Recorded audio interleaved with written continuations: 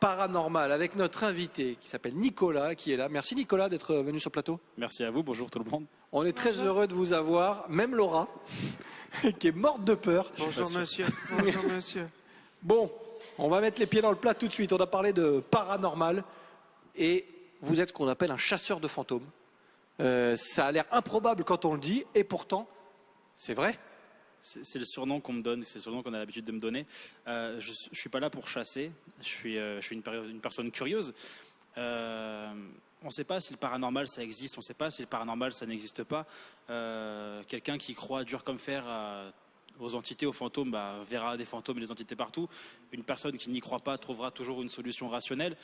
Moi j'essaie d'être entre les deux, j'essaie d'avoir mon côté curieux. Donc quand je fais mes expéditions et mes enquêtes, j'essaye de trouver des solutions logiques et j'essaye en même temps de me dire, il y a des choses qu'on sait, il y a des choses qu'on ne sait pas. Donc si on arrive à trouver quelque chose de nouveau, c'est toujours sympa. Mais à la base, vous y croyez forcément un petit peu du coup.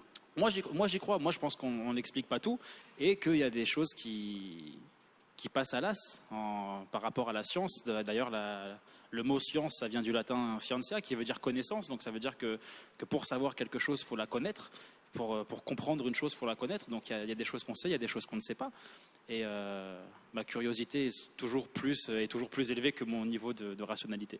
Alors, comment, Nicolas, on devient chasseur de fantômes, si je fais le raccourci, mais comment on s'intéresse à ça? Comment on décide un jour de prendre les outils qu'il faut? D'ailleurs, vous nous expliquerez dans un instant comment vous travaillez.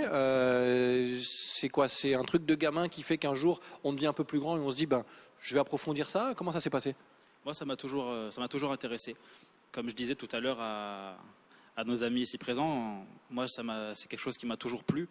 C'est quelque chose qui m'a toujours botté. On vit dans un monde de légendes. Enfin, si on prend l'existence de l'espèce humaine depuis le début, il y a toujours des animaux mystiques, il y a toujours des dieux, il y a toujours des animaux protecteurs, des totems chez les Indiens, des esprits, des choses comme ça. On baigne dans ce monde-là techniquement.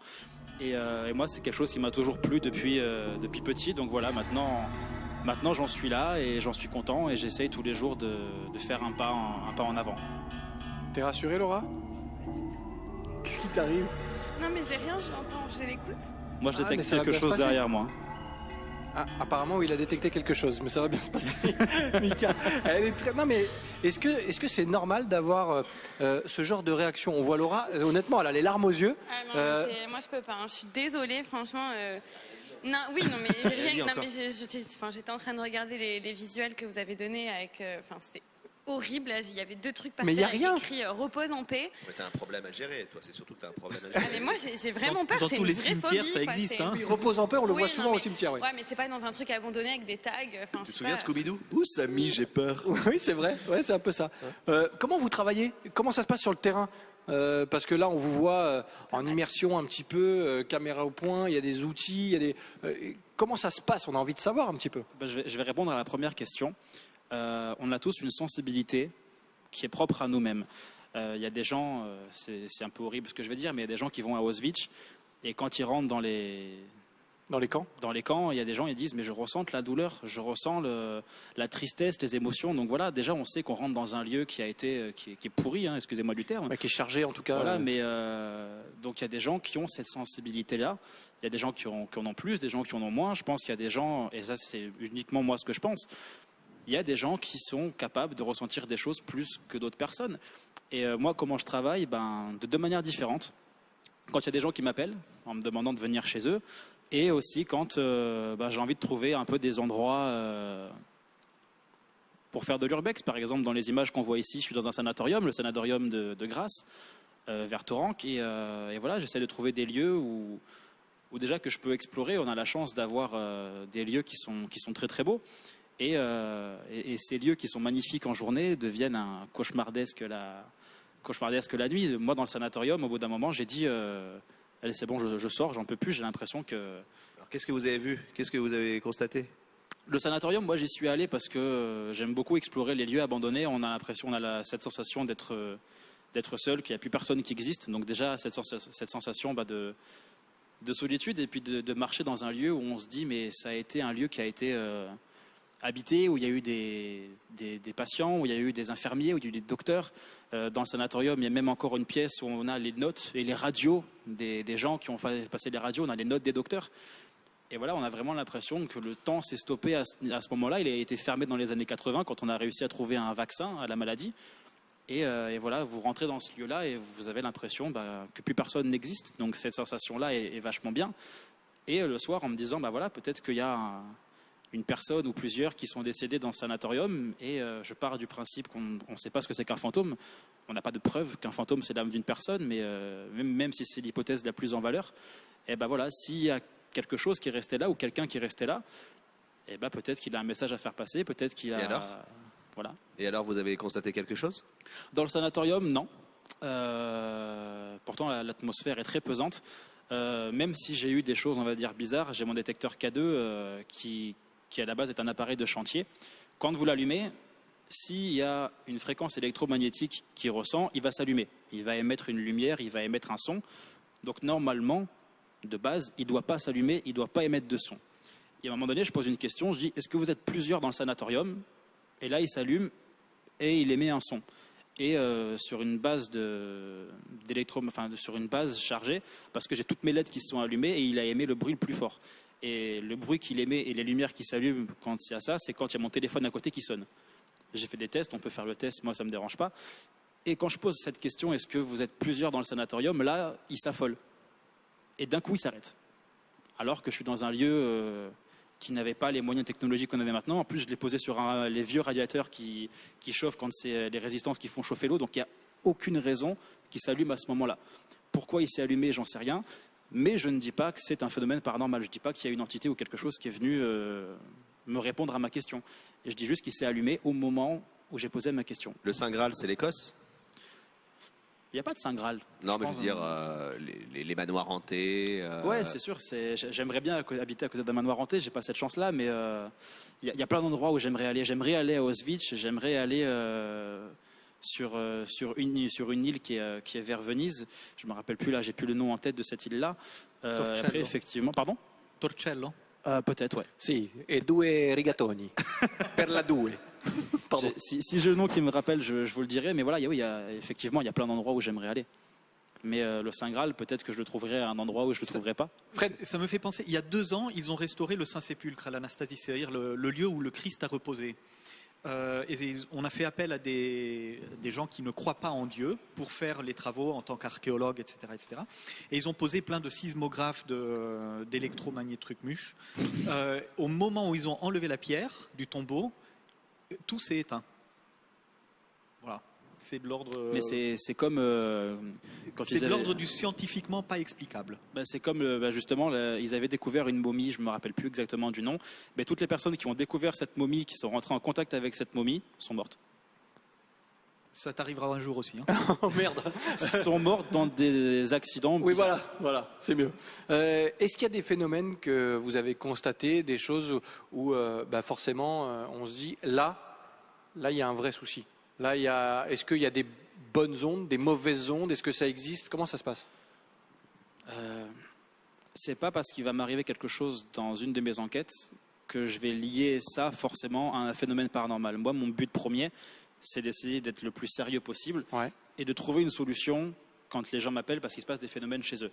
Quand quelqu'un me dit il y a ma porte qui se claque ou il y a ma fenêtre qui s'ouvre. C'est ce que nous disait Rémi tout à l'heure. D'ailleurs, il a eu ce genre de phénomène où l'électricité. Mon but, c'est de trouver une solution. Il se peut qu'il n'y en ait pas, mais c'est pas parce qu'il n'y en a pas que c'est forcément lié à un phénomène paranormal.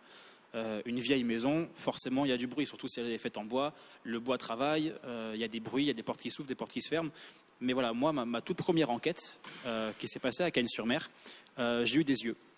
Des yeux? Des yeux qui se sont... J'ai posé ma caméra. Et à l'époque, j'avais pratiquement rien comme matériel. J'avais une vieille caméra toute pourrie que j'ai achetée 20 € à Cash Express. Et il faut que je donne notre. Non, c'est bon, ça passe. Okay. Et voilà. Et du coup, j'ai posé ma caméra. Je dis là, j'ai vu sur la chambre des parents et sur la chambre de la petite. Je vais pour m'en aller. Et en fait, j'ai des yeux qui s'ouvrent, qui regardent ma caméra pendant une seconde et qui passent à travers le mur. Alors que moi, quand je fais mes enquêtes, j'essaye de me mettre dans un endroit sain, c'est-à-dire où j'essaie d'être tout seul, où il n'y a pas de bruit parasite, je ferme les volets, je ferme les fenêtres, je ferme les rideaux, Je coupe les ventilateurs, je coupe même l'électricité. Je demande même aux gens si je peux couper l'électricité pour que mes appareils, justement, qui sont sensibles à ces fréquences-là, justement, le soient pas. Et voilà, j'essaie d'être dans un endroit le plus serein possible. Et j'ai ces yeux. Mais là, quand vous voyez ça, vous vous dites bien qu'il y a un truc paranormal. Je dis que j'arrive pas à l'expliquer. Ouais, donc il y a une nuance quand même. Il y a une nuance. J'essaye d'avoir cette nuance. D'ailleurs, il y a beaucoup de gens qui me disent sur certains réseaux sociaux. J'ai eu un message là il y a quelques jours d'une dame qui m'a dit, mais en fait, on voit que vous faites ça par passion et avec le cœur. Et j'essaye d'avoir on va dire, cette touche-là. D'ailleurs, j'aime pas les gens qui se mettent sur YouTube et qui mettent des titres racoleurs pour avoir des vues, pour avoir des likes. C'est pas mon délire. D'ailleurs, vous avez évoqué le fait de faire votre travail sérieusement, de faire les choses sérieusement. Est-ce que c'est facile d'être pris au sérieux? Ah ouais, chasseur de fantômes, ouais, moi aussi, je joue au Jokari. Oui, après, comme je disais, une personne qui n'y croit pas ou qui... voilà, une personne qui n'y croit pas, voilà, si au final, si tu crois pas, ne viens pas me parler. Ouais. Par contre, voilà, moi j'aime bien échanger d'ailleurs avec les gens qui n'y croient pas du tout parce que j'aime bien les dialogues constructifs. J'aime pas me prendre la tête avec quelqu'un qui me dit ouais, mais toi t'es fou, tu crois aux fantômes et tout. Je dis mais on croit tous en quelque chose en fait.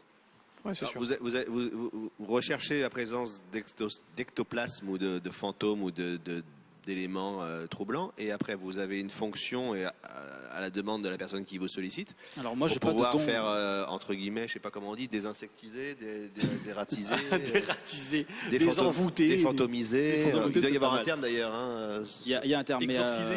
Exorciser, c'est pas mal. Ça c'est religieux, ça. Oui, mais... Arrête de ramener toujours ça à la religion, c'est insupportable. Alors justement, petit aparté, moi quand je vais chez des gens ou quoi, j'essaye justement de pas rentrer dans la religion. La religion, c'est un sujet qui est souvent je ne veux pas dire un sujet critique, c'est pas un sujet critique, mais chacun a sa religion, et comme je suis amené à aller chez des personnes qui ont des religions différentes, voilà, j'essaye de ne pas rentrer dans la religion, j'essaye de rentrer dans les phénomènes paranormaux, et ouais, donc voilà, comme je vous ai dit, j'ai mon côté curieux, j'ai mon côté rationnel, et quand il se passe quelque chose chez des gens, moi j'ai pas de don, je ne dis pas avoir de don, moi j'ai ma sensibilité.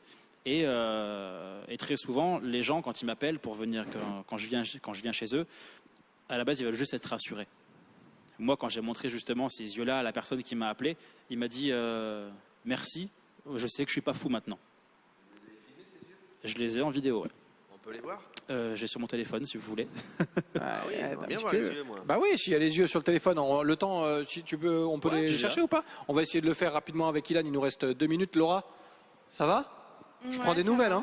T'as vu? Elle pleure pas en tout cas. Elle pleure pas déjà. Non, presque, mais ça va. Qu'est-ce que tu dis de ce que tu entends là, que ça te fait réagir? Moi, je préfère. Les yeux de Laura. Pas Pas mal, drôle. pas mal.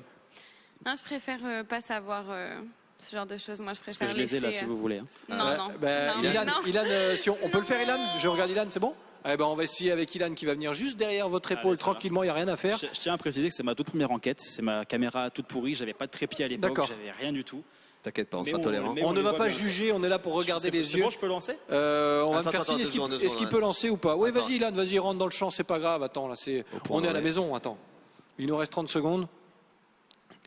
Alors,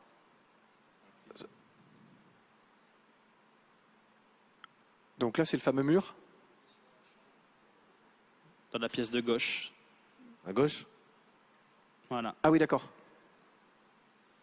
Ah oui, d'accord. On les a vus. Fallait être plus rapide pour voir. C'est pas un chat? C'est pas un chat parce que C'était justement Ixor. le propriétaire n'avait pas de chat. Et moi, comme j'ai dit, quand je vais chez les gens, je ferme les Ouais, fenêtres, je d'accord. ferme les volets. D'accord. Et en plus, on était au 2e étage, donc même s'il y avait un chat au niveau de la fenêtre, voilà. Mais donc non, je sais pas ce que c'est. Je Ces dis pas- yeux-là, le propriétaire les avait déjà vus ? Non.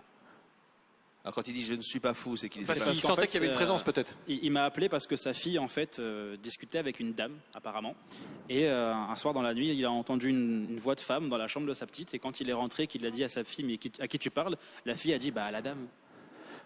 Eh ben voilà, on va vous laisser là-dessus. Nous, la chair de poule pour Laura. Les Laura poils de Laura se hérissent. j'ai- Et puis quand les poils de Laura se hérissent, c'est pas semblant. hein. Ah bah oui, Dégueulasse. forcément. Il y a Seb qui m'a dit qu'il avait un petit cadeau pour toi. Ah non, pardon. Non, c'est pas ce genre d'image qu'il faut lui montrer. C'était pour... Non, ça va? Quelle horreur. Quelle Non, horreur. ouais. Non, ça va bien se passer, Non, Nicolas. après, moi, Oui. je peux juste Il reste poser, 10 secondes. une question. Donc, en fait, les gens vous payent Non. pour. D'accord. Je donc pars c'est du pas une- principe qu'aider quelqu'un, c'est gratuit, ça se fait de bon cœur, donc je prends pas d'argent. donc Comme c'est pas Adrien votre- au cabinet c'est pas votre d'avocat. métier, en fait. J'aimerais un jour avoir Quel est l'opportunité. votre modèle Et économique? quel est votre vrai métier? Moi, je travaille chez Monsieur Albert. Je fais des hot dogs à l'aéroport au terminal 1. Ok, cool. Je passe le bonjour à mon équipe. Voilà, on peut les embrasser, on les connaît bien aussi. Monsieur Albert. Gros bisous à l'aéroport. Merci Nicolas d'être passé sur le plateau de la grande émission. Merci à vous. Si on veut en savoir plus, on vous retrouve sur internet. Qu'est-ce que Facebook, ERPI Paranormal. ERPI Paranormal. Merci beaucoup, c'était un plaisir d'échanger. Merci beaucoup. Parce que vous êtes un passionné, ça se voit et ça fait toujours parler le paranormal évidemment. On va revenir au concret. Attention, la newsroom est de retour dans un instant. Les chroniqueurs vont jouer. Qui va l'emporter? Un cadeau incroyable. Soyez là, ça se passe juste après ça. À tout de suite. Même pas j'y crois.